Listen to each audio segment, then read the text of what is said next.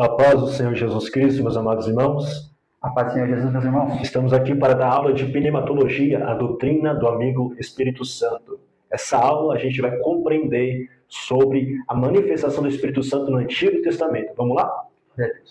Pneumatologia. Pneumatologia são duas palavras gregas que significa pneuma, espírito, sopro, vento e logia, estudo, tratado. Logo nós compreendemos que é um estudo, a doutrina do Espírito Santo. Também a gente tem aqui na palavra hebraica, no seu original do Antigo Testamento, ruá, espírito, sopro e vento, né? A palavra espírito, vento, sopro, ocorre essa palavra no original 88 vezes no Antigo Testamento. Já no grego, no original do Novo Testamento, temos pneuma magion, que é Espírito Santo, que ocorre no Novo Testamento 220 vezes. Apenas 88 vezes somente em Atos dos Apóstolos. Muito mais que a maioria do Antigo Testamento. Então a gente vê que o Atos dos Apóstolos, né, vai predominar o Espírito Santo, também conhecido como Atos do Espírito Santo. Então, introdução aqui, pneumatologia, o estudo do Espírito Santo, tratado, a doutrina do amigo Espírito Santo. Pastor Rodrigo, como que o Espírito Santo operava no Antigo Testamento? Vamos lá? Pega a espada do Espírito Santo, vamos manejar a palavra de Deus. Como que o Espírito Santo operava no Antigo Testamento? A gente temos 5 principais ocorrências acontecendo no Antigo Testamento, a qual o Espírito Santo se torna presente. Por exemplo, Gênesis, capítulo de número 1, versículo de número 2. Glória a Deus. Gênesis 1, verso 2. Posso ler? Pode ler. A terra, porém, estava sem forma e vazia, e havia trevas sobre a face do abismo, e o Espírito de Deus pairava sobre as águas. Isso, então a gente vê no início ali da criação, o Espírito Santo movimentando nas águas. Vamos fazer algo bem diferente aqui? Bora. Vamos anotar os versículos, pastor Rodrigo. O senhor vai anotando, eu vou lendo para ganhar tempo. Apaga aqui. Pode apagar tudo aí, por favor. E a gente vai fazer algo bem dinâmico aí para os irmãos anotar também no seu caderno de estudo, né? Para a gente ter maior compreensão. Em Gênesis, capítulo de número 1, pode colocar Gênesis, capítulo de número 1, passa para esse lado aqui. Gênesis, capítulo de número 1, versículo de número 1, a gente vai compreender que tem uma palavra ali introdutória. No princípio, criou Deus o céu e a terra. Anota isso. Em Gênesis, capítulo de número 1, versículo de número 1, essa palavra Deus é Elohim. Elohim. Então a gente compreende que em Gênesis, capítulo de número 1, versículo de número 1, a palavra Elohim. A palavra Elohim está no plural. Todo judeu compreende isso. A palavra Elohim está no plural. Logo, a gente compreende que as 3 pessoas da Trindade, ou divindade, se tornam presentes. Já no versículo de número 2, é o próprio Espírito Santo se movimentando sobre as águas. Anote isso. Também a gente tem no início, também temos na obra-prima de Deus, o Espírito Santo se torna presente. Gênesis, capítulo de número 1, pastor Rodrigo, anota aí. Gênesis, capítulo de número 1, no seu versículo 26. Gênesis 1, 26. Gênesis 1, 26. Abre comigo a palavra de Deus, a espada do Espírito Santo. Então, o Espírito Santo também está presente na obra-prima de Deus. Eu vou ler aqui, e o pastor Rodrigo está na fiação também. E disse Deus, façamos o homem à nossa imagem, conforme a nossa semelhança. Você vê que o pastor Rodrigo está aqui tão experimentando essa palavra de Deus e já está anotando. Você deve fazer a mesma coisa. Também anotar a palavra do Senhor para compreender. Então, Gênesis capítulo de número 1, versículo 26, a Trindade está reunida e também o amigo Espírito Santo. Façamos o homem a nossa imagem e semelhança. Deus não está falando, pastor Rodrigo, com os anjos. Não, porque anjo não é a imagem nem semelhança de Deus. Mas Deus está falando com toda a divindade, as 3 pessoas da divindade. A saber, o Pai, o Filho e o amigo Espírito Santo. Também o Espírito Santo está presente no juízo sobre o pecado, da queda dos nossos pais. Em Gênesis, capítulo de número 3, versículo 22. Anota aqui por gentileza. Gênesis 3, 22. No juízo sobre o pecado, o Espírito Santo está presente. Olha o que diz, Gênesis 3, 22. Então disse o Senhor Deus, eis que o homem é como um de nós. Nós, a palavra plural. Ou seja, Deus está falando com a divindade. Na verdade, a palavra Trindade, que foi elaborada pelo Tertuliano no século 8 e 9, essa palavra não está na Bíblia, a palavra Trindade, mas o seu conceito, a sua doutrina está nos 66 livros. Apenas na segunda epístola de João e na terceira não contém a palavra do Espírito Santo. Mas no Novo Testamento, no Antigo Testamento, a palavra do Espírito Santo se conta presente. Então, no juízo sobre o pecado, Gênesis 3:22, o Espírito Santo está presente, a qual Deus vai dizer: eis que o homem é como de nós, como Adão e Eva peca, Deus fala em si, com as três pessoas da divindade. Eis que o homem é como um de nós, plural e não no singular. Também o Espírito Santo está presente no julgamento sobre o dilúvio. Gênesis 6, versículo 3.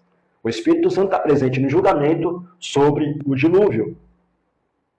Diz assim: então disse o Senhor: não contentará o meu Espírito, porque é santo, para sempre com o homem.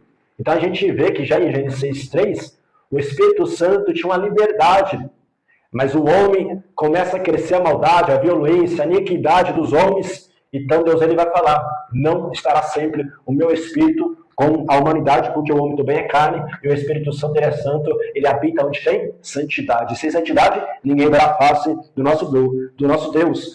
Também o Espírito Santo está presente sobre a construção da Torre de Babel. Gênesis, capítulo de número 11, versículo 7. São as referências aonde o Espírito Santo se torna presente. Gênesis 11, versículo 7. Desçamos e confundamos a sua língua. Aí a gente vê então no plural: desçamos, façamos.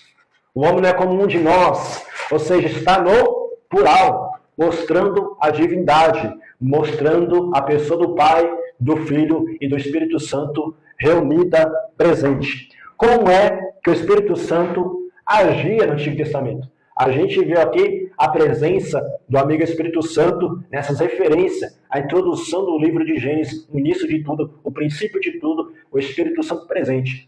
Mas a pergunta que se fica: como que o Espírito Santo agia no Antigo Testamento? É interessante anotar aqui, eu gostaria que o pastor Rodrigo anotasse aqui, o pré-pentecostal. O pré-pentecostal, a qual vai ser antes do período pós-pentecostal. O período pré-pentecostal, que você vai anotar no seu caderno, esse período vai ser o período do Antigo Testamento, antes do dia de Pentecostes, de Atos, capítulo de número 2. Assim você vai compreender de uma forma sistemática como o Espírito Santo operava, agia, falava, manifestava para a glória de Deus. O período pré-pentecostal, no caso, é antes de Atos 2. Antes de Atos 2. É o período pré-pentecostal. Interessante, hein? E você pode colocar também, pastor Rodrigo, Antigo Testamento. O A e o T representando o Antigo Testamento. Aí o senhor vai citar versículo? Alguma coisa assim? Isso, a gente vai trabalhar. Divide aqui? Não, só assim, a abreviação. Antigo Testamento. O A e o T. Isso, Antigo Testamento. Então, como que o Espírito Santo operava no período pré-pentecostal? É interessante, a gente sabe muito bem, que nesse período pré-pentecostal, antes de Atos capítulo de número 2, vou deixar agora com o pastor Rodrigo aí, no Deus te usar e te iluminar aí. Então, no período pré-pentecostal, o Espírito Santo, ele agia, ele operava de forma temporal. Por exemplo, o Espírito Santo, ele vinha em qual personalidade, em qual pessoas? Nesse período pré-pentecostal, o Espírito Santo, ele descia sobre um profeta. Então, ele vinha sobre um profeta. Se quiser anotar um profeta aqui, vinha também um sacerdote e também um rei.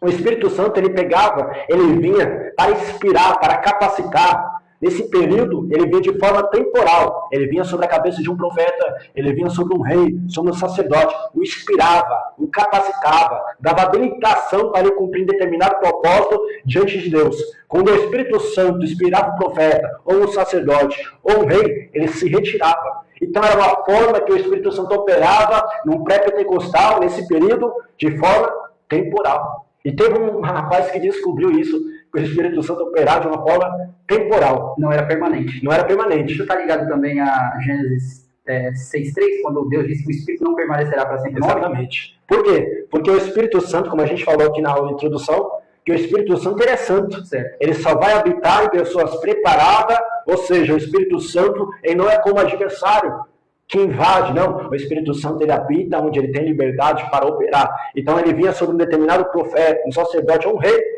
para o cumprimento de um propósito específico. Então era necessário santidade, né? Pessoas separadas. Era o caso dos nazireus, sacerdotes, né? Que tinham ali um compromisso com Deus. Isso, pessoas na posição O ambiente estava pronto e o Espírito Santo vinha sobre pessoas específicas. Boa essa palavra. Davi, ele compreendeu isso, pastor Rodrigo. Olha aí. Davi, ele compreendeu que o Espírito Santo agia de forma temporal. Salmo de número 51, Glória a Deus. versículo 10 e 11. Deixa eu ver aqui. Então o Espírito Santo ele vinha num profeta. Vou ler para os irmãos aqui. É o verso de número 10 e 11? Isso. Certo. Cria em mim, ó Deus, um coração puro e renova dentro de mim um espírito inabalável. Não me expulse da tua presença, nem retire de mim o teu Santo Espírito. Fala um pouquinho sobre isso, essa forma que o Espírito Santo operar de uma forma temporal no Antigo Testamento, pastor Rodrigo. Irmãos, tendo em vista os textos expostos, né, já trabalhamos aqui que era necessário santidade, né, assim como Deus chamava o Nazireu, e antes mesmo de eles nascer, Deus estabelecia como que eles teriam que ser, né, o que eles não poderiam tocar, o jeito que eles tinham que agir, o sacerdote como eles agiam. Então, o Espírito Santo sendo santo, né, para ele agir na pessoa, tinha alguns requisitos, né, para poder agir.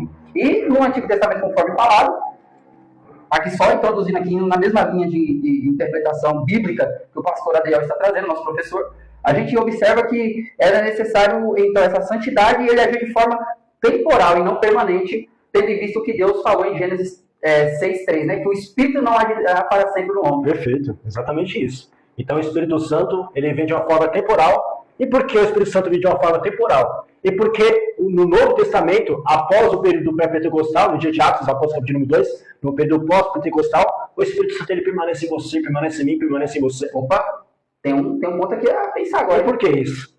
No Antigo Testamento, o Espírito Santo operava de uma forma temporal. Ele vinha sobre pessoas específicas para o cumprimento de determinados propósitos de Deus e se retirava. Você quer aprender mais? Na próxima aula a gente vai aprender mais, juntamente com o meu amigo, professor Rodrigo Timóteo. Deus abençoe, meus irmãos. Compartilha esse vídeo, hein? Em nome de Deus, abençoe mais outras pessoas aí.